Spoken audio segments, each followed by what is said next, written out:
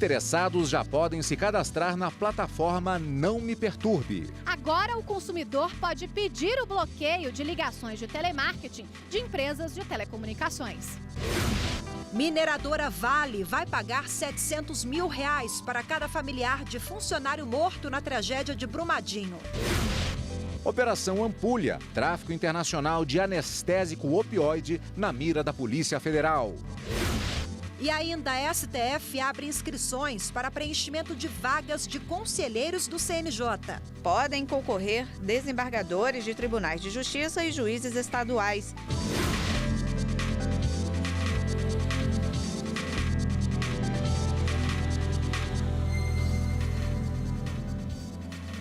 Olá, boa tarde. Boa tarde. Os consumidores já podem cancelar o recebimento de ligações de operadoras de telefonia. Para isso, devem se cadastrar a partir de hoje na chamada lista Não Me Perturbe. Já é rotina. Todo dia a gente recebe aquela ligação chata. Nossa, é horrível. Eu tô recebendo 3, 4 ligações por dia. A perturbação 24 horas, não tô aguentando mais. Simplesmente quando eu vejo que é de São Paulo ou Rio de Janeiro, eu já desligo o telefone. A partir de hoje, essa chateação pode acabar. Consumidores que não quiserem mais receber ligações de telemarketing podem pedir o bloqueio delas. Basta cadastrar o número do telefone na plataforma Não Me Perturbe. Agora, as empresas de telecomunicações não podem mais oferecer pacotes de serviço ligando para o cliente. A determinação é da Anatel e engloba telefone, celular, TV a cabo e internet. Quem descumprir a regra pode ser multado em até R$50 milhões.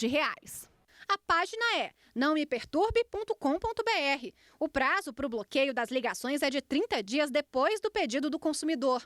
É preciso criar login e senha e informar o CEP. Durante o cadastro é possível escolher quais empresas bloquear. Já existe no Código de Defesa do Consumidor uma proteção à privacidade do consumidor. Então, essa mudança ou essa reforma que acontece agora, ela tem um valor importante de, primeiro, educativo, para essas empresas desses setores que estão sendo alcançados nesse momento, terem que ter medidas para que o consumidor possa efetivamente declarar a sua não vontade em receber essas demandas, essas ofertas, e isso não sendo respeitado, é de grande importância que o consumidor tente primeiro resolver isso de forma administrativa, conversando, que ele use as ferramentas do Estado, como, por exemplo, o portal consumidor.gov, fazendo registro, e se a partir desse momento ainda não tiver sucesso, que ele possa buscar a justiça para resolver isso de uma forma talvez mais enérgica.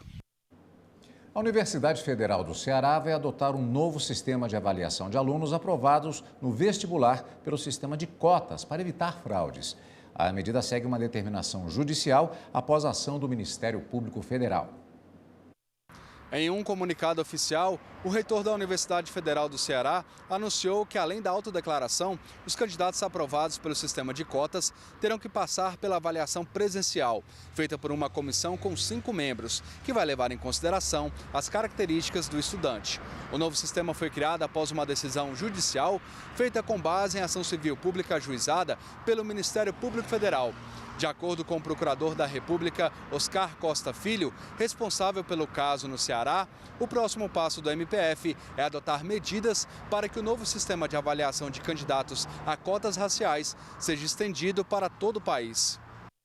O Ministério Público do Trabalho e a Vale assinaram um acordo para a mineradora reparar os danos materiais e morais decorrentes do rompimento da barragem de Córrego do Feijão, ocorrida no dia 25 de janeiro.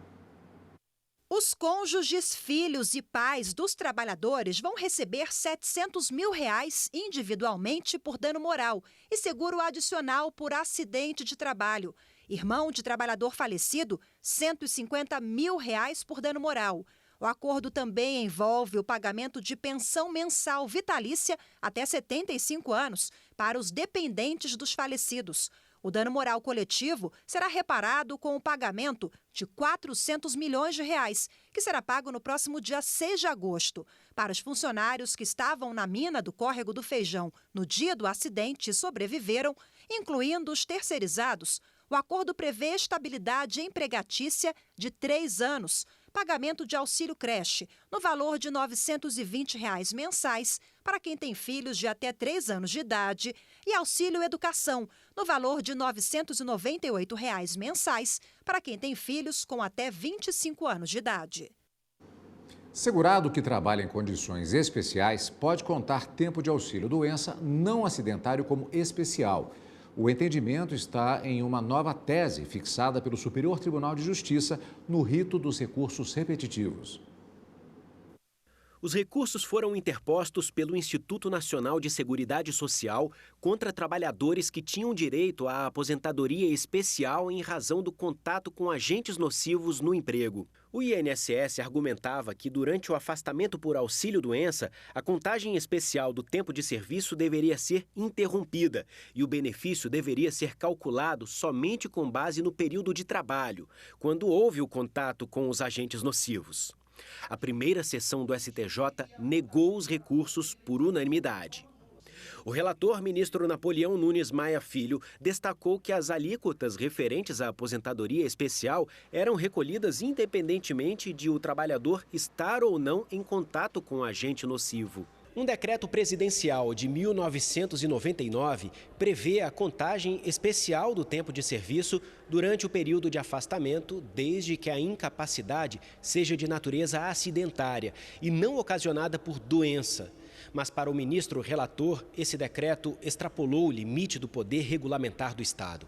Restringiu ilegalmente a proteção da Previdência Social ao trabalhador que tem a saúde e a integridade física afetadas pelas condições de trabalho. O ministro Napoleão Nunes Maia Filho observou que a legislação permite contar como atividade especial o tempo em que o segurado esteve em gozo de salário maternidade e férias, distante, portanto, dos agentes nocivos. Para o ministro, se o legislador prevê a contagem desses afastamentos como atividade especial, não há, sob nenhum aspecto, motivo para que o período em afastamento de auxílio-doença não acidentário também não seja computado. Hoje, o Supremo Tribunal Federal lançou o edital abrindo as inscrições para 2 vagas no Conselho Nacional de Justiça. Os novos conselheiros serão escolhidos por currículo e sabatinados pelo Senado. Eles assumem o mandato em outubro por 2 anos. São 2 vagas de conselheiros, uma para desembargador de Tribunal de Justiça e outra para juiz estadual. O prazo de inscrição é de 10 dias a partir de hoje. Os currículos devem ser enviados por meio do portal do STF e serão analisados pelos ministros em sessão administrativa. O Conselho Nacional de Justiça é um órgão do Judiciário e foi criado por uma emenda constitucional de 2004 e instalado em 2005. É composto por 15 membros que devem cumprir mandato de 2 anos e admite uma recondução. Dentre os conselheiros, 9 são de tribunais superiores e das justiças federal, estadual e do trabalho, 2 do Ministério Público, 2 advogados e 2 cidadãos com notável saber jurídico e reputação ilibada. O presidente do Supremo Tribunal Federal é o mesmo do CNJ, atualmente o ministro Dias Toffoli. O Conselho Nacional de Justiça é um órgão administrativo. A principal função é controlar a atuação financeira e administrativa do judiciário e também o exercício da magistratura. Cabe ao órgão investigar e analisar processos contra magistrados. O Conselho Nacional de Justiça também tem função estratégica e ajuda no levantamento estatístico da justiça brasileira, entre elas o número de julgados e os principais demandantes do judiciário brasileiro. O edital foi publicado hoje. Os interessados devem mandar currículo até o dia 26 de julho. Basta acessar stf.jus.br/vaga-CNJ. E você vai ver a seguir, taxa de homicídios no Brasil é a 2ª maior da América do Sul, segundo a Organização das Nações Unidas. O estudo utilizou como base para chegar a essa média o número de mortes violentas no Brasil em 2017.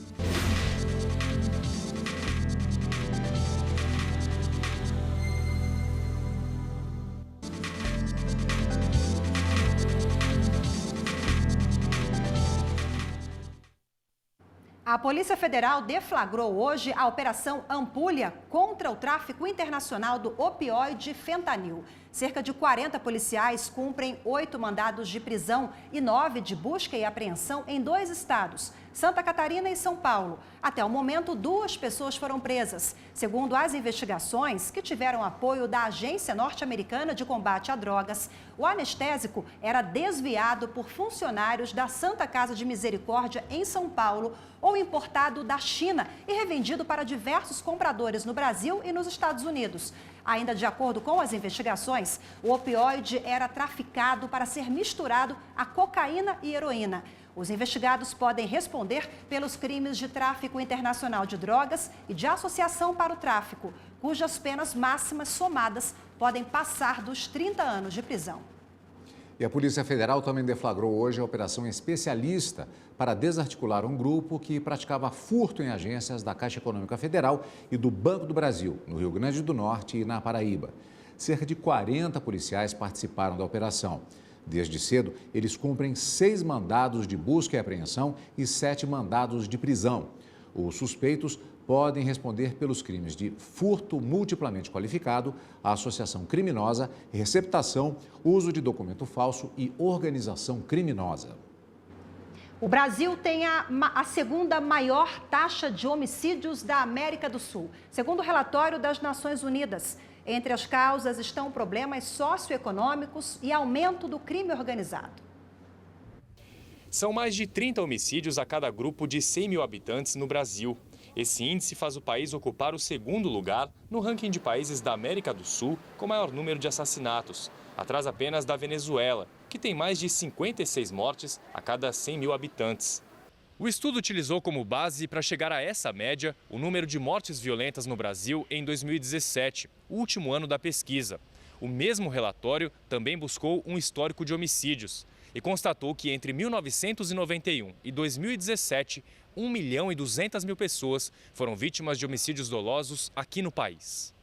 Entre os principais fatores para um número tão alto, segundo as Nações Unidas, estão problemas sociais e econômicos enfrentados pelo Brasil nos últimos anos, acesso a armas, aumento do crime organizado e atuação da polícia. Os homicídios violentos, no contexto da criminalidade cotidiana, eles matam muito mais gente no mundo inteiro, muito mais do que conflitos armados, do que guerras e também de atos terroristas, né? Então, há que se ter uma preocupação muito grande com essas mortes cotidianas, que são essas mortes que a gente vê no dia a dia, que a gente vê no noticiário e muitas vezes não fazemos muita coisa em prol de reverter essa situação. O estudo também mostrou que homens jovens são os que correm mais riscos e que parte dos feminicídios são ignorados. Na contramão dos índices alarmantes de Brasil e Venezuela estão a Argentina e o Chile, os 2 países da América do Sul com menor número de mortes violentas. Para o coordenador do Escritório das Nações Unidas sobre Drogas e Crime, investimentos em diversos setores são fundamentais para reverter esses números. Todos os problemas têm soluções, né? O caso dos homicídios, tanto na América Latina como em outros continentes, apesar de casos muito graves e muito complexos às vezes, vários países conseguiram reverter.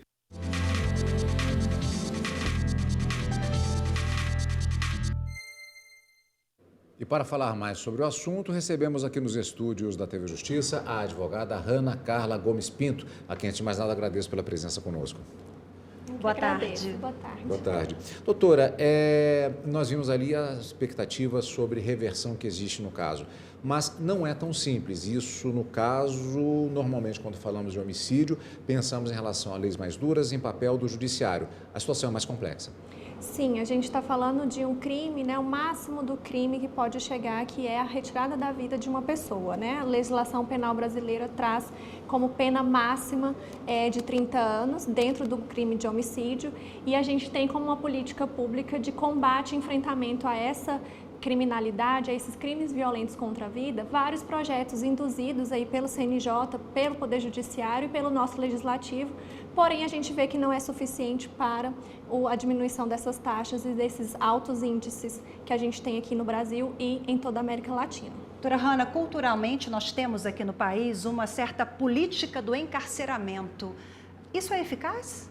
Sim, nós temos na nossa teoria do penal, né, a teoria da pena, em que a gente tenta prevenir e reprimir a autoria de crimes. Porém, a gente tem visto com o passar dos anos, desde a da entrada em vigor do nosso Código Penal em 1940, 1941, que não é a medida mais acertada, né? A gente está falando de pena lá no final de um processo crime em que a gente tem a punição do Estado sobre aquele autor.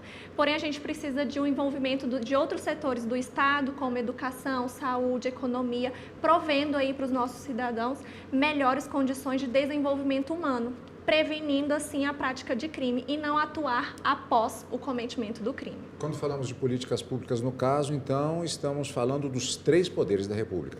Exatamente, os 3 poderes, né? A gente precisa aí de um enfrentamento do legislativo com legislações mais eficazes e menos punitivistas, né? Mas que tenham um envolvimento com a sociedade antes do cometimento do crime.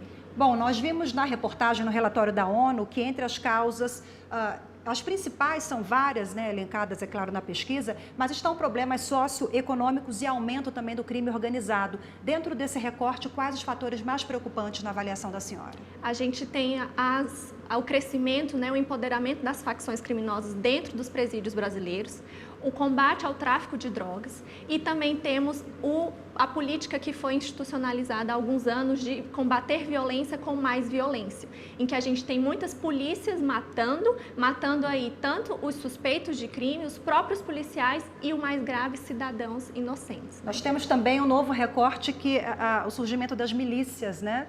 Exato, que faz parte do programa de organização criminosa e combate à corrupção, em que a gente tem que combater por meio de uma legislação mais forte, eficaz e mais incisiva. Insistindo na questão ainda de atuação dos 3 poderes, além de participação das diversas instâncias, tanto acima quanto abaixo, hierarquicamente, do ponto de vista de municípios, estados e a própria União, mas também há uma questão de atuações que seriam coordenadas, porque às vezes um determinado poder, um município, uma cidade, ou mesmo um poder executivo, por exemplo, se essas ações elas não forem feitas em conjunto, às vezes você tem efeitos isolados, mas no todo isso acaba não rendendo o resultado esperado. Isso, exatamente. A gente teve um aumento chegando ao recorde em 2017, diminuindo e ficando estável no ano de 2018 e tendo uma baixa nos crimes violentos, nos crimes de homicídio agora em 2019. Porém, isso foi detectado dentro da região Nordeste, por exemplo, mas na região Sudeste e Sul tivemos um aumento, né, em que as políticas públicas não foram tão incisivas nesses outros estados, porque pensava-se que já tinha um decréscimo, né, da violência, mas que não foi incisiva e não foi continuada. No Brasil, a gente tem o problema da continuação dos projetos e das políticas públicas dentro da administração pública, em que quando se muda um diretor, um chefe de um departamento ou até mesmo os políticos, a gente tem a queda e a falha no desenvolvimento dos projetos e das políticas públicas. Doutora Hanna, a senhora falou há pouco de prevenção. Quais são as estratégias, por exemplo, que podem ser implementadas? Na educação é uma área importantíssima? Exato. Lembrando que o direito penal é a última medida, né? A medida extrema do Estado de punir quem está à margem, o marginalizado. É preciso que o Estado atue dentro das áreas de prevenção, como educação, abrindo o mercado de trabalho, trazendo mais conscientização da sua cidadania e evitando que esses cidadãos menos privilegiados tenham acesso e sejam seduzidos pelas facilidades do crime. Ok, doutora Hanna Carla, obrigada pela participação. Boa tarde. Eu que agradeço. Boa tarde. A seguir, Justiça Restaurativa do Mato Grosso investe em projetos para construir e manter a paz social. O que a gente almeja profundamente é a alteração dessa cultura de litígio para uma cultura de pacificação.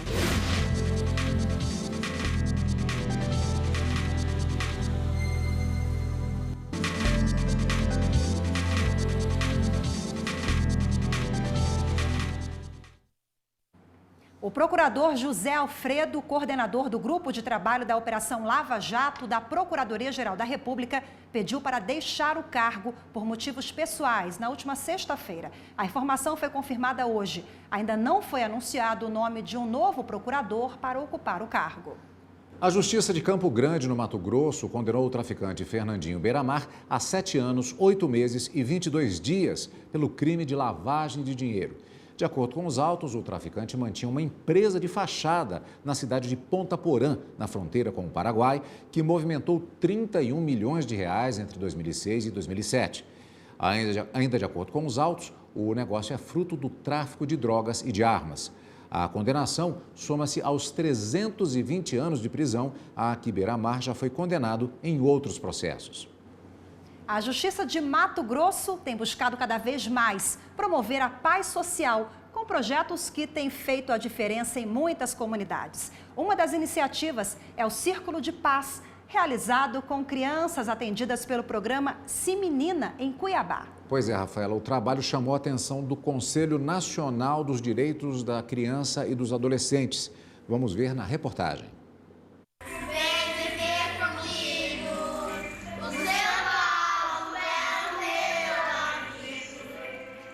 A vulnerabilidade social reuniu essas meninas atendidas pelo programa Simenina da Prefeitura de Cuiabá. Agora, elas são o público-alvo dos círculos de construção de paz promovidos pelo Núcleo Gestor da Justiça Restaurativa do Tribunal de Justiça de Mato Grosso. É um momento especial para falarem de si mesmo e partilharem emoções. Trabalho importante para a construção de bons relacionamentos e prevenção de problemas. Tem muitas meninas assim que são de muitas baixa renda, outras que têm muita dificuldade em casa, com mãe, com pai. Então, assim, para elas é muito bom, que é um lugar que você consegue aconchegar elas e dar a permissão delas poderem se expressar o que está passando por elas. Por meio desse círculo de paz, foi possível a gente identificar nas meninas empatia, né? Elas passar, você ouvir o que elas sentem, ouvir o que elas têm, o que acontece dentro de casa, e muitas vezes elas não conseguem falar para ninguém, não se sente à vontade, não sente essa confiança para poder falar.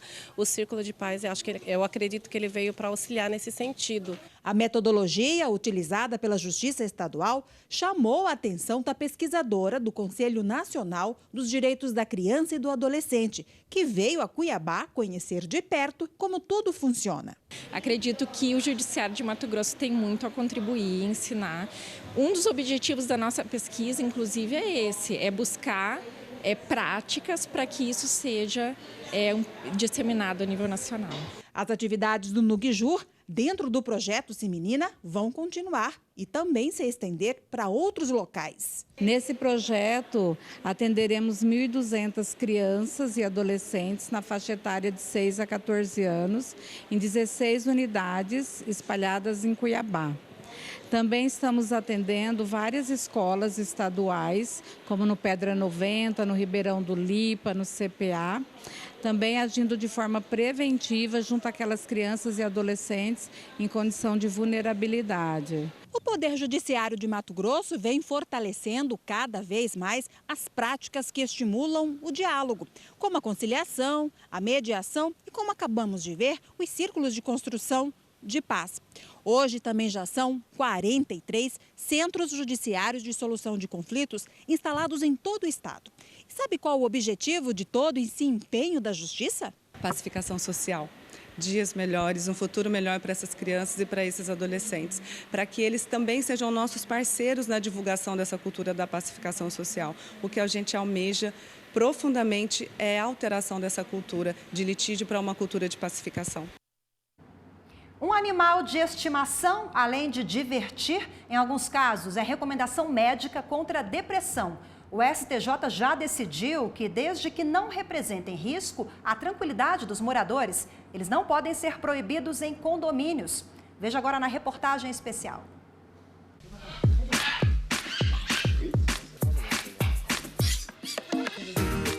Sempre vivi, a vida inteira. O povo perguntava, o que você quer de presente de aniversário? Você quer um carrinho? Você quer... Não, me dá um periquito, me dá um passarinho, me dá um cachorro, sempre foi animal. A paixão de Bernardo lhe rendeu uma coleção incrível de animais de estimação. Ele já chegou a ter 100 bichinhos em casa. Hoje, além dos peixes, ele mantém 10 cães e 30 aves de várias espécies. Arara azul, cacatua, papagaio cinzento, tucano. Eles estão por todos os cantos do jardim. São a alegria do Bernardo, mas também representam muita responsabilidade. Se eu adquirir a responsabilidade de ter esse animal, eu tenho que tratar ele da melhor maneira possível. Tem a hora da recreação, a hora que eles ficam comigo, as horas que eles brincam. Muitas vezes, no dia tendo sol, eu coloco eles nos puleiros e dou banho neles. Então, assim, não é só um brinquedo, não é um brinquedo.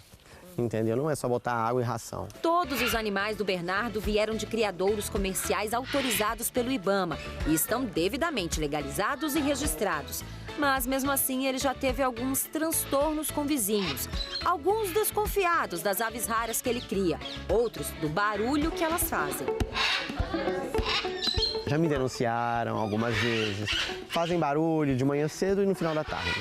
Eu entendo, né? Mas é a minha paixão, procurei morar numa casa por conta deles. Lilian também já teve muita dor de cabeça por causa da Nina, a gata de estimação da família. O prédio em que ela mora não permite animais. Mesmo assim, ela decidiu manter a gata no apartamento. Por ser um animal bem silencioso, ninguém sabia que ela estava aqui na minha casa. Só que ela gosta de tomar sol na janela. Fotografaram ela na janela. Então, quando o síndico ficou ciente dessa denúncia, ele tomou as decisões, né? Que é notificação, aí ele me notificou e me deu um prazo para poder eu retirá-la do meu apartamento. O caso foi parar no STJ, onde a terceira turma decidiu que a Convenção de Condomínio Residencial não pode proibir genericamente a criação de animais nas unidades autônomas. Isso quando o animal não apresentar risco aos moradores e frequentadores do local. O relator do recurso, ministro Vilas Boas Cueva, ressaltou que a convenção condominial, de acordo com o Código Civil de 2002, representa o exercício da autonomia privada. Mas as imitações são passíveis de apreciação pelo Poder Judiciário para verificar a legalidade e o respeito à função social da propriedade, conforme a Constituição Federal. Para ele, a gata não oferecia riscos e, por isso, poderia permanecer no condomínio. Todos os ministros da turma seguiram o voto do relator e a Lilian ganhou na justiça o direito de continuar com a gata no apartamento. Eles demonstram carinho num olhar, num aconchego ou numa lambida. Mas também latem, fazem bagunça e sujeira. Para alguns, isso não tem a menor importância, mas para outros, o amor pelos bichos muitas vezes é incompreendido. E aí surgem os conflitos, principalmente quando envolvem bichos de estimação em apartamento. No Distrito Federal, por exemplo, ter animais é o segundo maior motivo de conflitos em condomínio, perdendo apenas para as queixas de barulho. Se a gente puder elencar um rol de principais reclamações, a gente pode colocar aí barulho, dejetos e porte do pet. De acordo com Aldo, o dono deve respeitar as 3 regras: saúde, segurança e sossego, previstas na Lei 1277, que diz respeito ao direito de vizinhança. O dono do animal não pode permitir que esses 3 S sejam desrespeitados. Se eles forem desrespeitados, aí o limite do proprietário do imóvel, que ele pode até ser passivo de perder a guarda desse animal e retirá-lo do condomínio, é exatamente desrespeitar os 3 S: saúde, segurança e sossego dos vizinhos. Seja para fazer companhia, alegrar a casa ou simplesmente por amor. Uma relação de amor, é uma parte assim que é inexplicável.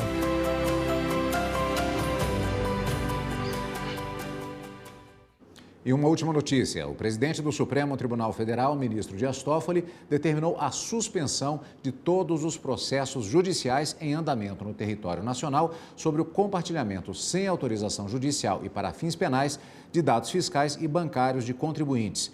A questão está em discussão em um recurso extraordinário com repercussão geral, que foi incluído na pauta de julgamentos do plenário do STF para o dia 21 de novembro. O processo tramita em segredo de justiça. E a gente fica por aqui. Obrigado pela companhia e até amanhã. Daqui a pouco eu volto com outras notícias do Poder Judiciário no Justiça Agora. Até lá.